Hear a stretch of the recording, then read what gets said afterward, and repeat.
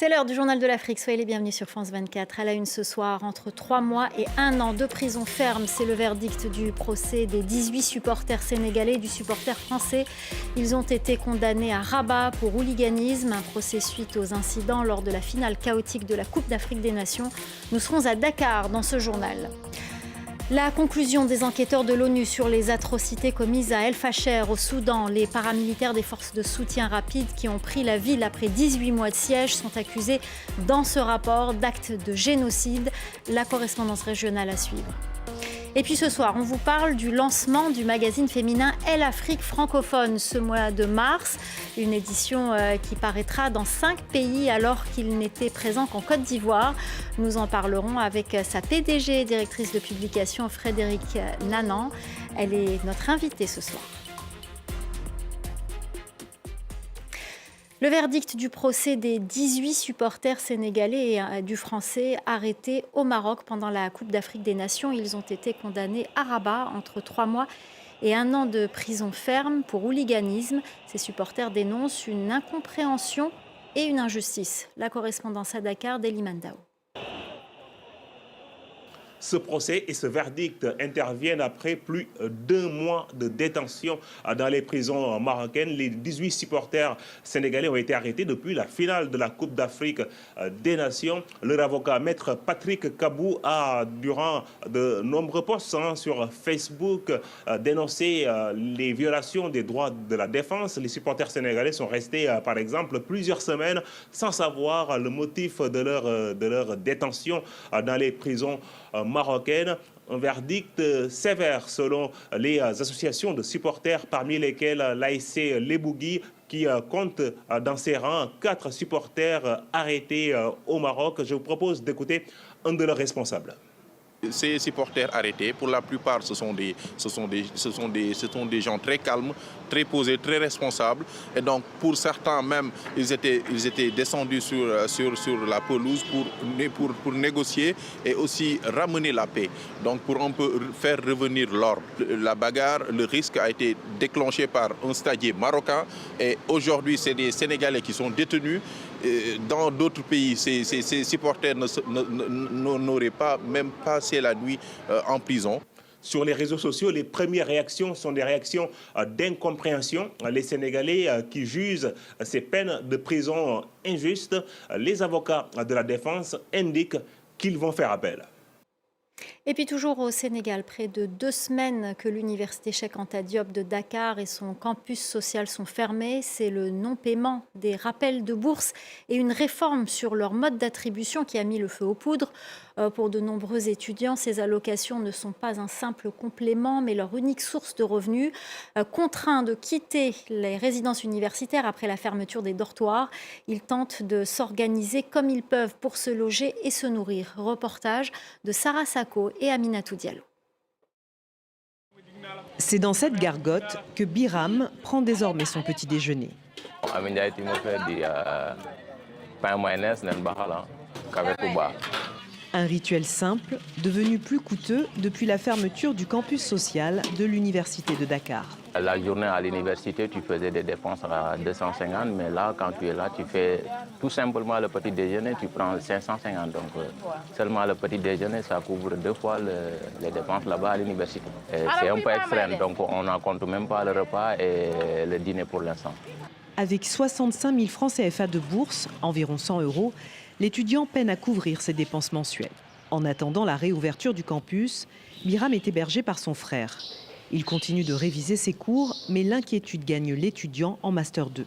On devrait faire notre cursus en 5 ans, on est obligé de le faire voire 6 ans, 7 ans même, avec des crises qui continuent comme ça. Donc c'est un avenir qui n'est plus prometteur. La fermeture du campus a pris des milliers d'étudiants de cours. Pour ceux venus des régions, sans proches à Dakar, la solidarité est devenue l'unique solution. Dans cet immeuble, certains s'entassent désormais dans une colocation de fortune. Vous voyez, avec cette petite chambre restreinte, il parvient à contenir 12 étudiants avec la fermeture du campus. C'est une situation qui est tellement déplorable. Pour un retour à la normale, les autorités universitaires appellent à des mesures urgentes. Il faut privilégier le dialogue, parce que sans ces concertations, nous n'y arriverons pas. C'est impératif d'avoir ces années académiques normales, parce qu'il y va de la qualité de l'enseignement qui est dispensé. Il y va également aussi de la question des bourses, mais il y va aussi de la question même de la performativité de nos universités. Le recteur de l'université de Dakar a initié une série de concertations dans l'espoir de parvenir à une reprise des cours. L'intention génocidaire est la seule conclusion raisonnable sur les agissements systématiques des forces de soutien rapide. Voilà en substance la conclusion des enquêteurs de l'ONU sur les atrocités commises dans la ville d'Al-Fasher au Soudan. Après 18 mois de siège, les paramilitaires étaient parvenus à prendre la capitale du Nord Darfour au mois d'octobre 2025. Les précisions de notre correspondant régional Bastien Renouille. 3 actes constitutifs d'un génocide ont été recensés par les enquêteurs des Nations Unies. Le meurtre de membres d'un groupe ethnique protégé, à savoir les Fours et les Agawa, des ethnies d'origine africaine en opposition aux ethnies arabes qui composent les forces de soutien rapide. Ensuite, il y a le fait de causer des atteintes graves à l'intégrité physique et mentale des membres de ces groupes ethniques. Et enfin, le fait d'imposer des conditions d'existence destinées à entraîner la destruction physique partielle ou totale de ces groupes ethniques. Et c'est ce qu'il s'est produit lors du siège d'El-Fashir, la capitale du Nord Darfour. Tout d'abord, les forces de soutien rapide ont empêché l'aide humanitaire et la nourriture d'arriver dans cette ville, engendrant une grave famine. Ensuite, elles ont érigé des fortifications autour de la ville de près de 56 km de long pour empêcher les populations de fuir la guerre. Et enfin, lorsqu'elles ont capturé la ville, les forces de soutien rapide s'en sont pris directement aux membres de ces groupes ethniques, selon les survivants, tuant à minima des milliers de personnes qu'elles ont ensuite enterrées dans des fosses communes.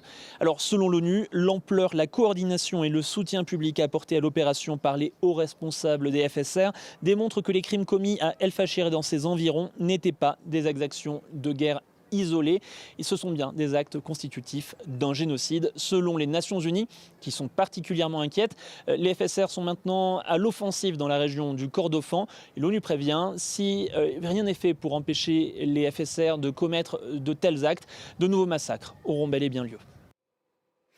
Le magazine féminin Elle, qui a fêté ses 80 ans fin 2025, lance ce mois de mars une édition dans 5 pays d'Afrique francophone. Le magazine était présent jusque-là qu'en Côte d'Ivoire.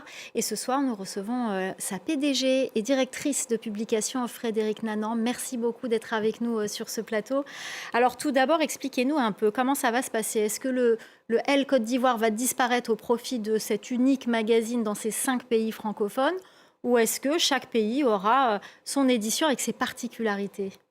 Alors, j'aime pas dire que le Elle Côte d'Ivoire va disparaître, parce qu'on aurait l'idée d'un média qui a été dilué. Non, au contraire, il s'agit plutôt d'un rebranding, c'est-à-dire que le discours de la femme sur le continent était fragmenté et on a eu l'idée de vraiment réunir tous ces marchés-là, ces marchés francophones, et pouvoir avoir une seule voix. Donc, il n'y aura plus de Elle Côte d'Ivoire.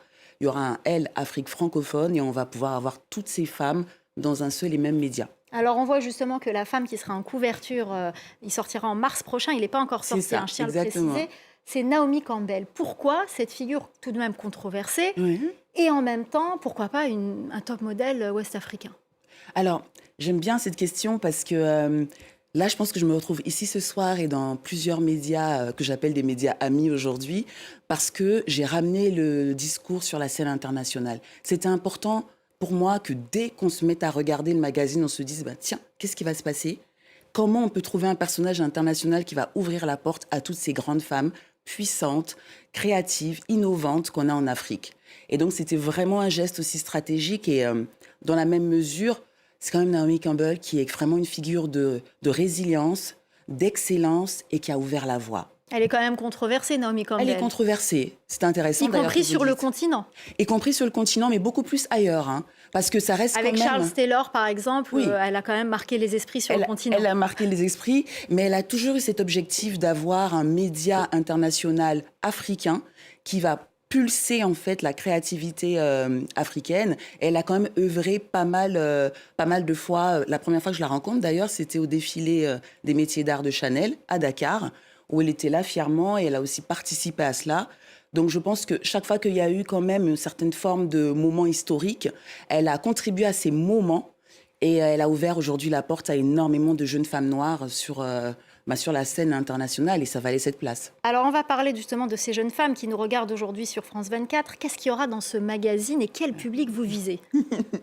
Alors, j'aime bien, il y aura beaucoup de gens qui vont dire « bah oui, ça a l'air élitiste, peut-être, etc. » Moi, je pars sur la base qu'il ne s'agit pas de prendre que des femmes CSP+, et de s'adresser à l'élite. On a envie d'accompagner toutes les femmes, de porter la voix de toutes ces femmes-là vers le haut. Et je pense qu'aujourd'hui, vous avez vous-même vu avec la frontière, qu'il n'y a plus de frontière justement avec le digital, que c'était possible d'emmener le discours sur une scène internationale. Et je pense, encore une fois, que c'est dilué. On a beaucoup, beaucoup de femmes qui font des choses assez extraordinaires. On n'a pas peur de dire qu'on a un média d'impact, qu'on a un média d'influence. Et je n'ai pas trouvé de réponse dans ce qui m'est offert aujourd'hui pour pouvoir répondre à ce besoin que ces femmes-là ont de s'exprimer. Et je pense qu'il fallait quelque chose qui crée des ponts aujourd'hui. C'est l'heure des ponts entre tous ces pays déjà, francophones d'abord, mais d'horizon, moi c'est toute l'Afrique évidemment. Et je pense que c'était vraiment une décision majeure pour créer ces ponts et créer nous-mêmes cette voix et ce propre narratif raconté par nous-mêmes. Alors, sans spoiler, pour employer un terme pas français du tout, qu'est-ce qu'il y aura dans ce numéro de mars, ce premier numéro? Alors, on va avoir mon petit chouchou que j'appelle Elle la liste. Donc, c'est 24 femmes influentes, peut-être des visages qu'on ne connaît pas, mais qui ont vraiment marqué ces dernières années par leur action dans l'innovation, dans la tech, dans la santé, dans la philanthropie, etc. Et je pense que chaque année, comme ça, on aura ce premier numéro qui sera consacré à ces femmes-là, qui, pour moi, elles sont peut-être pas influenceuses, mais elles sont influentes. Alors justement, on va parler de ces influenceuses. Aujourd'hui, les jeunes femmes ne regardent pas, ne vont pas acheter un magazine pour regarder quelles sont les dernières coiffures à la mode ou qu'est-ce qu'il faut utiliser comme produit pour ses cheveux. Oui. On va regarder justement les vidéos sur les réseaux sociaux, les influenceuses, qu'est-ce qu'elles nous proposent, c'est quelque chose de très tendance. Comment contrer ça? Comment faire concurrence et pouvoir tenir justement et proposer quelque chose qui va les attirer, ces jeunes femmes? Alors justement, on ne veut pas contrer. On est vraiment un média contemporain. On a notre part du digital qui est vraiment une part qui est forte dans ce qu'on raconte, dans notre narratif. On travaille beaucoup avec justement ces influenceuses-là et on explique aux marques comment elles peuvent nous utiliser, nous prendre en fait comme canal principal pour à la fois les accompagner dans ce discours digital et aussi pour avoir des stratégies de branding ajustées et réajustées. Et je dirais même plus, le print pour nous, c'est vraiment un MOOC à mi-chemin, parce qu'on est dans les mots franglais.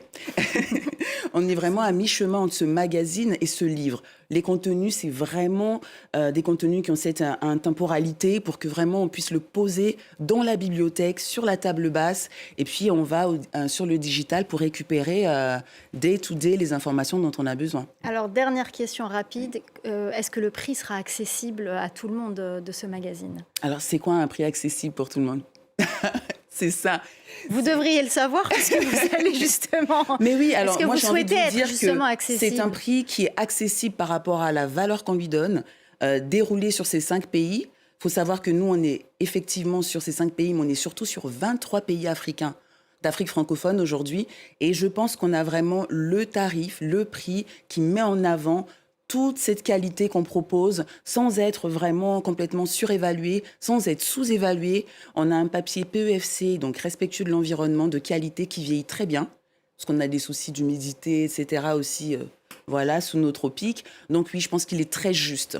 Ouais. Eh ben, en tout cas, merci beaucoup d'être venu nous parler de Elle, Afrique francophone. Vous êtes PDG directrice de publication. Merci Frédérique Nanan d'avoir parlé de ce magazine. Et on le feuilletera, bien sûr, on regardera avec attention ce qu'il propose. Merci d'avoir accepté notre invitation. C'est la fin du Journal de l'Afrique. Merci aux équipes en régie. Merci à notre chef d'édition, Khalid Boussi. Merci à nos correspondants et merci à vous pour votre fidélité. Restez avec nous, l'info continue sur France 24.